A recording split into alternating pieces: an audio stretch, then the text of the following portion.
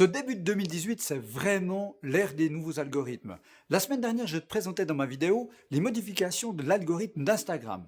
Et j'ai donc décidé dans cette vidéo de te présenter les nouveautés de l'algorithme Update 2018 de Facebook. Alors, Facebook, ils font évoluer leur intelligence artificielle de manière continue. Mais par contre, à peu près au milieu du mois de janvier, on a entendu parler de l'arrivée d'un nouvel upgrade qu'ils ont décidé d'intituler le Meaningful Interactions. Et je peux dire qu'il fait trembler beaucoup de gestionnaires de pages, d'entrepreneurs ou de marques, parce que, comme tu vas le voir, ça risque pas d'améliorer notre portée naturelle depuis nos pages, qui est déjà, si tu as constaté, en chute libre.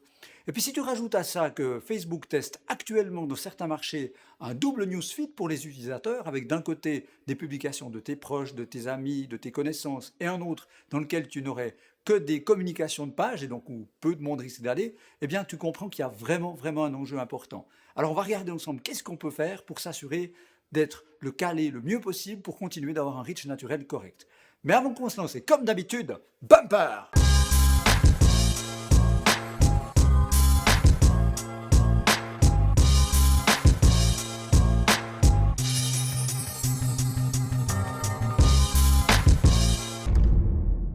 Hello les starters et encore bienvenue sur ma chaîne où, comme vous le savez déjà très certainement, ma mission c'est de vous accompagner, de vous aider, de vous inspirer pour que vous puissiez lancer votre business et inventer votre futur. Alors avant qu'on se lance dans la vidéo qui va traiter de l'algorithme de Facebook nouvelle version 2018, j'aimerais une fois de plus vraiment vous remercier. On vient de passer sur cette chaîne la barre des 2000 abonnés et il me semble que je viens à peine de vous annoncer la barre des 1000, donc c'est vraiment génial. Je vous remercie infiniment pour tout ça, tous vos commentaires. Ça constitue pour moi une sorte d'oxygène, une énergie incroyable qui me donne encore envie d'en donner plus, délivrer plus de valeur et comptez sur moi pour y aller à 200% dans les semaines à venir, dans les mois à venir. Donc merci encore et puis c'est génial parce qu'on est en train vraiment de faire grandir la Starter Nation. Alors comme je le disais en introduction, le but de cette vidéo c'est de vous présenter les nouveautés de l'algorithme Facebook 2018 et plus particulièrement celles qui sont liées à un upgrade très particulier qui fait parler de lui en ce moment fortement dans la communauté. Mais avant qu'on se lance, peut-être, et sans aller dans le détail de tout le fonctionnement de base de l'algorithme, parce que je l'ai déjà présenté dans une vidéo précédente, donc si jamais je vous remets le lien dans cette vidéo, si vous voulez la consulter, mais juste les bases du fonctionnement de l'algorithme. Alors, lorsque tu te connectes sur Facebook, eh bien, tu imagines qu'il y a bien entendu des millions de publications potentielles parmi les 2 milliards d'utilisateurs mensuels actifs qui vont publier des contenus. Alors, il faut bel et bien que l'algorithme détermine qu'est-ce qui peut t'intéresser. Alors, pour déterminer ce qui peut t'intéresser, il va travailler sur des centaines, voire des milliers de critères d'observation de ton comportement à l'intérieur de Facebook ou même parfois à l'extérieur de Facebook.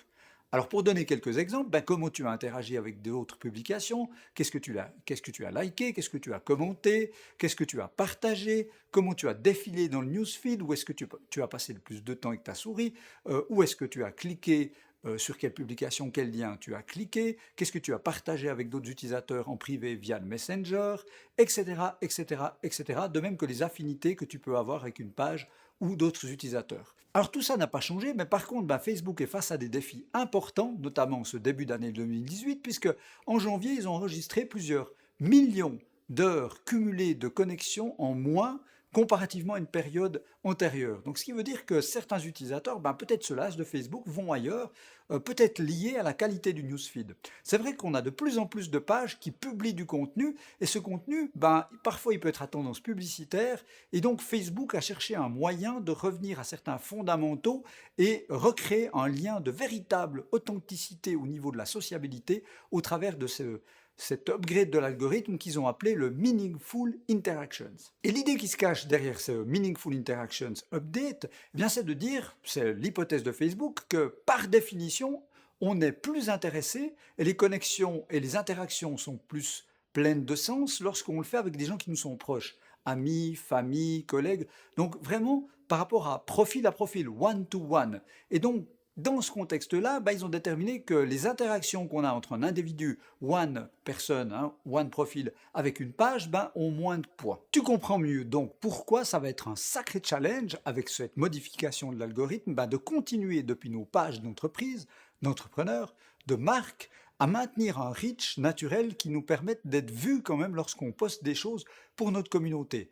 Dans un contexte où, comme tu l'as probablement déjà constaté si tu gères des pages depuis un moment, bien le reach naturel ou la portée naturelle a chuté, hein, vraiment a fait une descente comme ça en chute libre très violente au cours des derniers mois. Pour optimiser les chances de succès, il faut comprendre comment fonctionnent ces signaux, comme les appelle Facebook, qui sont ces triggers, ces éléments qui permettent à l'algorithme de comprendre qu'est-ce qui pourrait t'intéresser. Alors on trouve deux catégories de signaux, si on veut un peu caricaturer. Les signaux dits passifs et les signaux actifs. Pour commencer, les signaux passifs, qu'est-ce qu'on y trouve? Eh bien les clics que tu fais dans Facebook. De même que la vue, alors il peut s'agir d'une vue d'une vidéo, hein, comment tu l'as regardée, durée, skipping et autres, de même qu'une vue d'une photo ou d'un post texte, simplement ils vont mesurer le temps, hein, où potentiellement, théoriquement, tes yeux sont restés sur le post, notamment par rapport à la position du post dans ton newsfeed, dans le scrolling, hein, dans ton application téléphonique ou sur ton laptop ou sur ton écran d'ordinateur. Et la deuxième catégorie de signaux, c'est les signaux dits actifs. C'est-à-dire que tu t'es engagé, tu as fait quelque chose, hein, lorsque tu vois un post. Alors on va y trouver les commentaires, on va y trouver les réactions et on va y trouver les partages. Et c'est sur ces signaux que l'algorithme version 2018 Meaningful Interactions change un peu la donne, puisqu'ils ont décidé de donner un poids considérablement plus fort aux signaux actifs pour cette année. Et puis ils ont également revu un petit peu la hiérarchie à l'intérieur des signaux actifs, puisque aujourd'hui, ce qui va compter le plus, le signal numéro 1 au niveau des actifs, ça va être en 1 les commentaires, en 2 le partage, et en troisième niveau, avec un peu moins de poids, bien entendu, que les deux premiers, tout ce qui est réaction. Le like, mais également les autres émotions qu'on voit déjà depuis très longtemps sur les posts Facebook. Mais revenons sur ces éléments actifs. Le premier est le commentaire. Alors ça veut vraiment dire que, avec la nouvelle version de l'algorithme 2018 Facebook, il faut impérativement s'assurer que les posts que tu vas faire depuis ta page engendrent de l'échange, des commentaires récursifs, que tu participes également à la discussion pour que l'échange soit soutenu. Et ce qu'il faut absolument éviter, tu sais, c'est toutes les tactiques qui visent le bait. Typiquement, les tag baits, c'est-à-dire de dire, pour participer à ce concours, taguer un ami et lancer l'échange avec cette tactique un peu frelatée, ou alors de dire un autre type de baits qui serait je vous encourage à commenter mon post. Si tu veux être cool, post yes ou ce genre de choses. Ça, faut vraiment éviter de le faire parce que ça compte même pas comme de la discussion. Et pire, l'algorithme de Facebook le détecte et il péjore tes publications, quitte à quasiment les shadowbanner, plus les montrer aux nouveaux utilisateurs. Donc à bannir absolument. Alors le deuxième point concerne le partage. Le partage a toujours été important. Le fait de partager le contenu d'une page à sa propre communauté, eh bien, ça dénote effectivement d'un engagement fort. Et c'est très bien comme ça.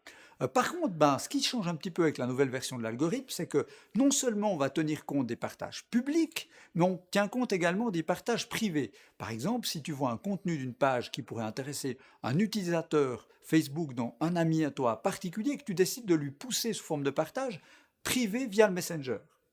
Et il y a un point B aussi par rapport au partage, c'est que il est plus uniquement suffisant depuis 2018 que quelqu'un partage tes contenus pour que ça te donne du poids, mais ça peut même être pire, ça peut avoir un effet péjorant, parce que dans la nouvelle version de l'algorithme, si quelqu'un partage ton post de page, mais que sa communauté à lui ne s'engage pas, eh bien Facebook revient rétroactivement sur le post de base, c'est-à-dire le tien, et le péjore en matière de reach naturel. Donc il faut impérativement non seulement que tes contenus soient partagés, mais en même temps il faut qu'ils engagent la communauté des gens qui l'ont partagé. Donc c'est quand même un sacré challenge. Et pour terminer, dire quelques mots sur le troisième facteur de ces signaux actifs, qui est en fait les réactions, je dirais qu'heureusement que c'est toujours présent dans l'algorithme parce que c'est pas toujours évident pour une page d'engendrer les deux premiers facteurs, c'est-à-dire des commentaires et des partages. Alors pourquoi? Parce que c'est ancré dans notre comportement humain. On a toujours beaucoup plus de facilité à sentir des affinités, à s'engager avec un autre être humain qu'avec quelque chose de beaucoup plus intangible, de beaucoup plus impersonnel, comme une marque ou une page dans ce cas-là. Et d'ailleurs, sur ce point, c'est intéressant de constater que Mark Zuckerberg, donc propriétaire, patron, fondateur de Facebook, dans une de ses dernières interventions publiques, parlait d'études qui montrent visiblement que les gens qui sont sur les réseaux sociaux et qui interagissent via notamment des réactions se sentent moins seuls, ont l'impression de faire partie d'une communauté, de contribuer à quelque chose, et donc à terme, ils sont visiblement plus heureux et en meilleure santé. Alors je ne sais pas forcément si c'est vrai, mais il disait aussi également en parallèle que les gens qui consomment du contenu de manière purement passive, donc c'est du texte ou de vidéo, juste en regardant et sans avoir aucune réaction, ben, n'ont pas les mêmes bienfaits. Donc on peut imaginer que s'il est dans ce mindset, ben, heureusement pour nous, bien, les réactions risquent encore de demeurer pour un bon moment au cœur de l'algorithme, et c'est très bien ainsi. Alors vous me direz quelles sont les solutions pour pouvoir continuer de bénéficier d'un reach naturel correct dans ce contexte-là avec ce nouvel algorithme. Le premier point, c'est de réussir à créer des contenus qui permettent aux gens d'être connectés. Alors, ben, ce n'est pas forcément évident, il faut faire preuve de créativité, c'est vraiment un sacré challenge, mais par contre, ce qu'il faut retenir, c'est que si on va aller dans ce sens, il faut stopper le mindset qui consiste à dire je produis du contenu qui parle de ma marque et j'espère que les gens vont s'engager et donc interagir et connecter, pour aller à l'opposé et dire je produis du contenu pour les gens en espérant qu'au final ça génère une émotion positive pour ma marque, pour mon business, pour mon entreprise ou mes produits. Alors ben, comment faire? Il faut vraiment s'intéresser avec une grande empathie à son audience, déterminer qu'est-ce qu'ils aiment, quelles sont leurs problématiques, quelles sont leurs envies, leurs motivations, pour pouvoir tailler le contenu au mieux possible qu'on va publier pour ensuite espérer bien créer cette connexion entre les utilisateurs de notre communauté et que ceux-ci interagissent via des commentaires, des partages et des réactions. Le deuxième point, c'est d'utiliser des contenus et plus particulièrement des formats qui ont tendance à créer une plus grande connexion entre les utilisateurs au sein de votre audience. Alors, statistiquement, on voit que les contenus de type vidéo engagent beaucoup plus, créent beaucoup plus d'interactivité et de liens entre les personnes que les contenus texte ou liens. Et puis, Adam Mosseri, qui est donc le patron, on pourrait dire, du newsfeed chez Facebook, eh bien, mentionnait dans une dernière conférence de presse qu'ils avaient constaté que les contenus vidéo live engageaient, créaient beaucoup plus de connexion entre les utilisateurs, puisqu'il parlait d'un facteur de 1 à 6 entre une vidéo enregistrée et une vidéo live. Donc une vidéo live aurait tendance à créer 6 fois plus d'interactivité, 6 fois plus de connexion qu'une vidéo statique. Donc on voit vers quel type de contenu il faut aller, et une fois de plus, ça prouve que l'année 2018 sera vraiment l'année de Video First. La troisième et dernière solution consiste à utiliser l'effet fantastique de levier qui existe dans les groupes Facebook. Alors c'est quelque chose auquel on ne fait pas toujours attention lorsqu'on a une page et qu'on ne connaît pas véritablement l'interactivité qu'on trouve à l'intérieur de ces groupes, mais je peux te garantir que c'est assez phénoménal. D'ailleurs, on a à peu près 1 milliard d'utilisateurs Facebook qui diffèrent partie de groupes, dont 100 millions qui disent que les groupes sont vraiment l'expérience utilisateur numéro 1 pour demeurer sur cette plateforme. Donc tu comprends vraiment l'importance qu'on y met lorsqu'on est facebookien de base. Et donc créer une communauté au travers d'un groupe que tu pourrais toi-même générer, eh bien c'est renforcer l'engagement, créer des liens forts entre les membres même de ce groupe, encourager les interactions, les connexions entre ces gens, ce qui fait que, bien entendu, le tissu social, entre guillemets, entre ces utilisateurs, entre ces membres de ton audience est beaucoup plus fort, et donc tu auras un effet de levier de retour sur tes propres publications depuis ta page, si tu œuvres de la sorte. Donc c'est vraiment un effet de levier à ne pas négliger. En 2018, les groupes, c'est quelque chose qui va vraiment compter de plus en plus. D'ailleurs, et pour aller dans ce sens, je peux que te suggérer de rejoindre le groupe qu'on a créé, moi et mon équipe, qui s'appelle Entrepreneur Mastermind. Donc si jamais, n'hésite pas, cherche-le dans la zone de recherche. On a déjà plusieurs centaines de starters et tu verras que si tu rejoins ce groupe, l'interactivité, l'échange, l'entraide est très forte au sein de ce groupe. Donc non seulement ça va te permettre de tisser des liens plus larges, mais en même temps tu auras la possibilité de tester certains de tes concepts, faire des sondages et de bénéficier de l'expérience de centaines d'autres starters qui sont également en train d'inventer leur futur et de lancer ton business comme toi. Donc je te mets le lien en dessous dans la description de la vidéo, n'hésite pas à cliquer et puis à rejoindre le groupe des entrepreneurs pour pouvoir échanger. Voilà, on arrive à la fin de cette vidéo, j'espère vraiment qu'elle te sera utile pour comprendre les nouvelles clés de cette modification d'algorithme de Facebook. Et puis faut pas forcément en avoir peur, je trouve que au final tout le monde en sera gagnant, parce que ça va rendre l'expérience utilisateur sur ce réseau social encore meilleure. Donc si on sait profiter de ces opportunités, il y a probablement des belles choses à faire. Donc j'espère vraiment qu'elle t'aura été utile, comme je disais, cette vidéo. Surtout si c'est le cas, n'hésite pas, comme d'habitude, slash le like bouton juste en dessous, commente commente, hein, tu as vu que je réponds de manière très rapide, donc le but c'est vraiment de lancer un espace de discussion dans les commentaires en dessous, n'hésite pas. Et surtout, si ce n'est pas encore fait, je ne peux que t'encourager à t'abonner à cette chaîne, histoire de recevoir encore plus vite mes trucs, mes astuces, mes conseils pour inventer ton futur et lancer ton business. Et puis dans l'attente d'une prochaine vidéo, il me reste une fois de plus à te souhaiter le plein succès dans tous tes projets. Et surtout, d'ici là, n'oublie pas, be a starter.